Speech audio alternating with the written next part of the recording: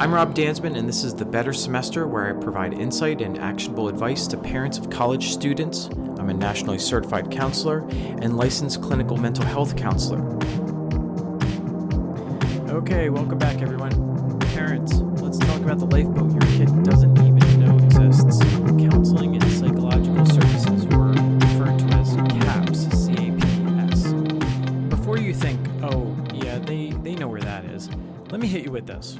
Half the time, your kid walks past the CAPS building twice a day and still couldn't tell you what's inside.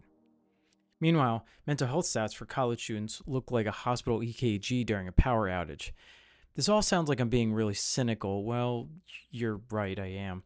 Higher ed could be doing a much better job if administrators and state legislators focused as much on college student health and wellness as it does on recruiting for the football programs.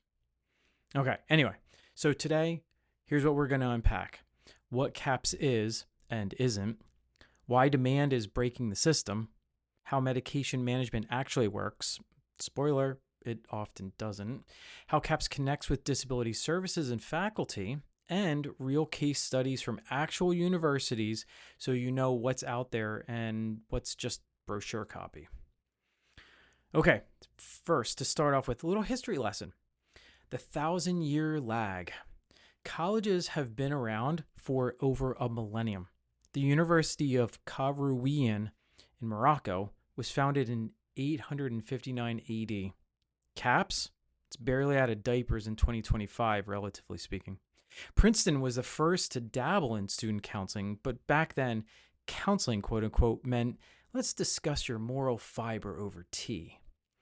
In the post-World War II era, we got vocational counseling to plug returning GIs into jobs. But real psychological support didn't hit mainstream until like the late 1960s, early 70s, when quote-unquote mental health stopped being a dirty word in higher ed.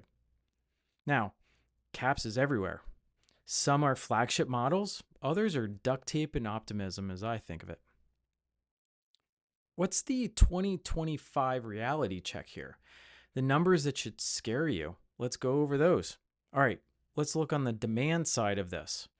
In 2024, the American College Health Association reported 67% of students had overwhelming anxiety in the past year. 46% were too depressed to function for at least 2 weeks. 1 in 5 seriously considered suicide. Suicide is the second leading cause of death for kids age 18 to 24. All right, what's on the supply side of this? The International Association of Counseling Services, or the IACS, recommends 1 professional counselor for every 1,000 to 1,500 students. The national average? 1 counselor for every 1,737 students. That's from a 2024 survey that was done among colleges and universities. At the big public universities, it's even worse. 1 counselor for every 2,000 to 3,000 students. Let's just let that sink in for a second. For every 2,000 to 3,000 students on a college campus, there is 1 licensed professional counselor or social worker or marriage and family therapist. All right, so you've got a stadium's worth of students in distress and a basketball team's worth of clinicians. That's the math we're dealing with to start off with. Let's talk about a few case studies first. The good, the bad, the ugly. The good ones I'm gonna name. The not so good ones, the bad ones, and the ugly ones, I'm gonna leave those anonymous for now. All right, the gold standard is the University of Florida. Their enrollment is about 58,000 to 60,000 students. CAPS staff, 50 or more full-time clinicians, multiple psychiatrists, and 24/7 crisis hotline. University of Florida partners aggressively with local community providers as well, making referrals as seamless as possible. They also have embedded counselors in certain academic departments, so the engineering student in meltdown mode doesn't have to cross campus to get help. What's the result of all this? Utilization rates way above the national average, and faster turnaround for high-risk students. Let's look at another example, what I think of as the looks great on paper example. There's a large state university, going to withhold the name because I'm not super thrilled with this place. Their enrollment's around 45,000 students, so pretty large. Their CAPS staff, they've got 20 full-time clinicians and one part-time psychiatrist. Psychiatrists, just to remind you, are the men and women that are looking at things from a medical perspective. They are typically MDs, and they're the ones that are prescribing medication and overseeing medication management. All right. Marketing for this university is super flashy. They spend lots and lots of money on it, but students report a 3 to 4 week wait list for first appointments in the middle of the semester. The psychiatrist's wait list, 2 months. Meaning if your kid runs out of ADHD meds in October, good luck before finals. All right, let's talk about third example, which I'm super thrilled with, which is the small liberal arts college in Iowa called Grinnell College. They've got about 1,700 students there, so they're pretty small. Their staffing, they have 6 licensed clinicians full-time. That's about 1 per 283 students. That is a gold-plated ratio in my opinion. Services are totally free. There are walk-in hours daily. They also integrate mental health workshops into orientation week. What a concept. What are the downsides? If you need long-term care, the rural location, this place is in the middle of cornfields and soybean fields, is significantly limited. They have to get creative with telehealth partnerships, basically. My fourth example, the under-resourced pressure cooker, as I think about it. The mid-sized private institution in the Northeast, which will remain nameless. They have an enrollment of around 8,000 students. They have full-time CAPS staff of around 6 clinicians, 0 psychiatrists. Medication management is entirely outsourced to local providers, most of whom have a 6 to 8 week wait list typically. Faculty receive no formal training on mental health. Everything is reactive. Those are my examples. Terrifying in my opinion. All right, let's talk a little bit about medication management since we talked about psychiatrists in that last section. I think about this as the Achilles heel of CAPS and university healthcare management. CAPS isn't a pharmacy. At some schools, there's a part-time psychiatrist. Others, they rely entirely on community referrals. The problem here? Students who need their ADHD meds or antidepressants or mood stabilizers can get stranded in a no man's land if they run out of meds mid-semester. Continuity of care breaks down when home providers can't prescribe across state lines. It creates a big problem. All right, quick parent tip here, because this is a big ticket item for parents to be concerned about. Before the semester starts, email CAPS. Ask them, do you have a prescribing clinician? What's the wait time for medication appointments? Another question, if my student runs out, what's the refill process? There are a lot of other questions that we could be asking, but those are the most important before the semester starts. Next, let's talk about the relationship between CAPS and disability services and faculty. Presumably, these are all on the same campus. These are all staff members and clinicians that work for the same institution. We would assume that information and the continuity of care and support flows seamlessly between all these groups. You would be assuming incorrectly.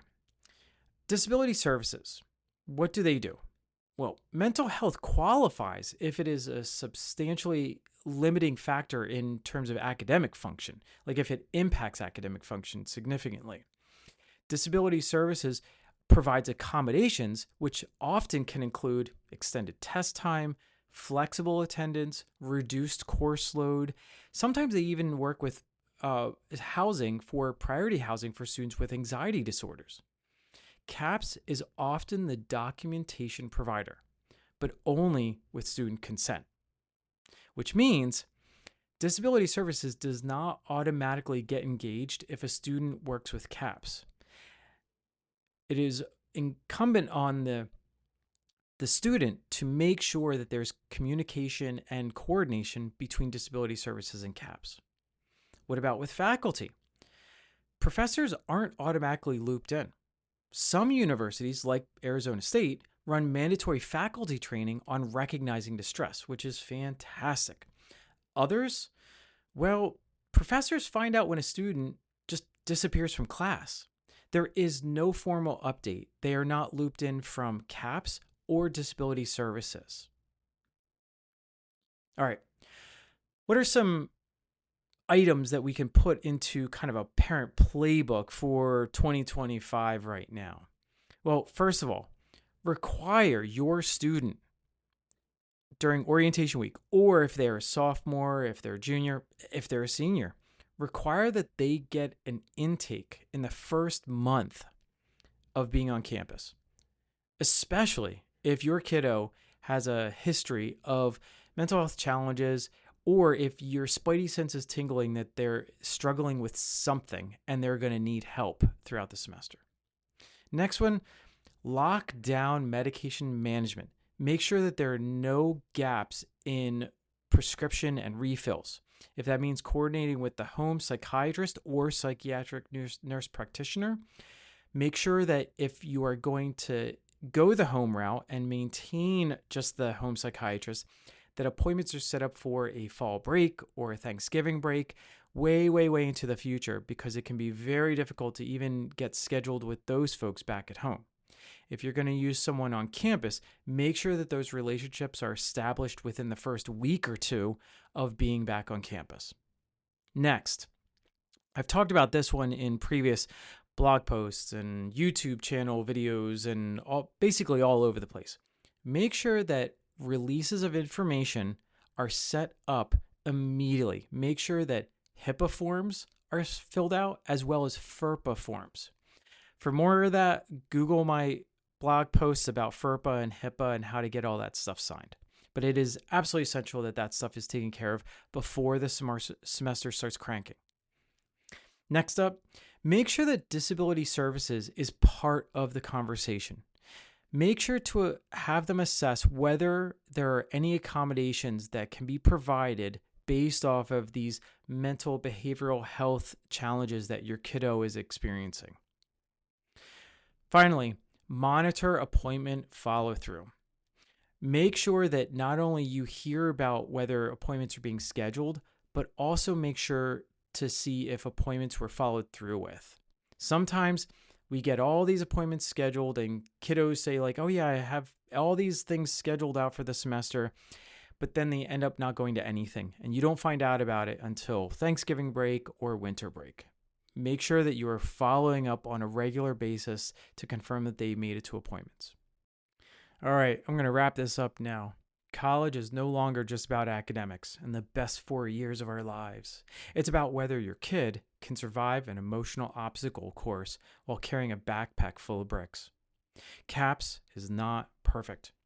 But in 2025, it's the only parachute on campus you've already paid for. The question is whether your kid knows how to pull the ripcord. All right, everyone, class dismissed.